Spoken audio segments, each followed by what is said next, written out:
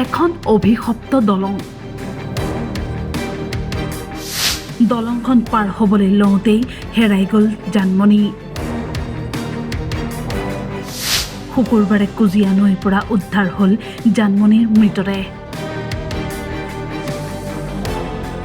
চিৰাঙৰ ৰাভা গাঁৱত থকা বায়েক ভিনীহিয়েকৰ ঘৰত ফুৰিবলৈ গৈছিল জানমণি ৰাভা।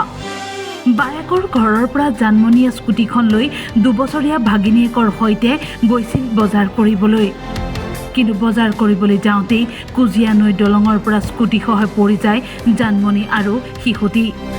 পিছত NDRF আৰু SDRFে স্থানীয় লোকৰ সহযোগত উদ্ধাৰ কৰে শিশুটি। কিন্তু মঙলবাৰে উদ্ধাৰ নহ'ল জানমণি। অৱশেষত শুকুৰবাৰে NDRF আৰু SDRFৰ যৌথ অভিযানত উদ্ধাৰ কৰা হ'ল জানমণিৰ মৃতদেহৰ লগতে স্কুটিখন। জানমণি ৰাভা আপোনাৰ ছোৱালী হয়। কেতিয়া আহিছিলে? কালি 8টামান বজাত আহিছোঁ। কালি 4টামান বজাত খবৰ পঠাই দিছে। গৈ আছিলে, মেট্ৰিকো দিছিলে, মেট্ৰিকটো বেয়া হ'ল। তাৰপিছত বায়েক ভিনীয়েকৰ অসুবিধাৰ কাৰণে লৈ আহিলে। আহি পেলাই আজি কালি 4টামান বজাতে এইখিনি ঘটনা হ'ল আৰু। বাইদেউকৰ ঘৰত কোনদিনাখনে আছিল, অকণমান দেৰি হৈছে। কি বাৰ আছিলে?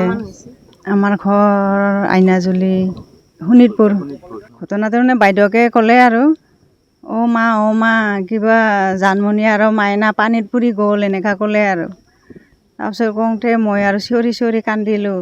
ঐ মাই কি কেনেকৈ পুৰিলে, কি কথা, কিয় যাব দিছিলে, ক'ত যাব দিছিলে?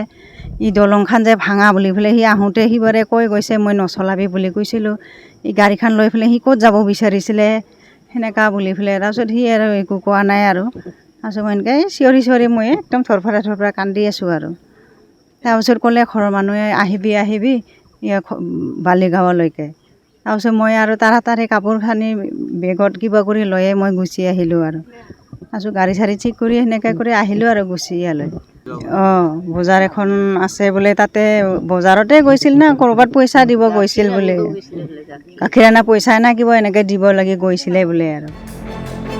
বজাৰ কৰিবলৈ গৈ চিৰদিনৰ বাবে হেৰাই গ'ল জানমণি। জানমণিৰ মৃত্যুত এতিয়া শোকৰ ছাঁ পৰিছে। বঙাইগাঁৱৰ পৰা উত্তম কুমাৰ বৰ্মনৰ ৰিপৰ্ট, টাইম 8।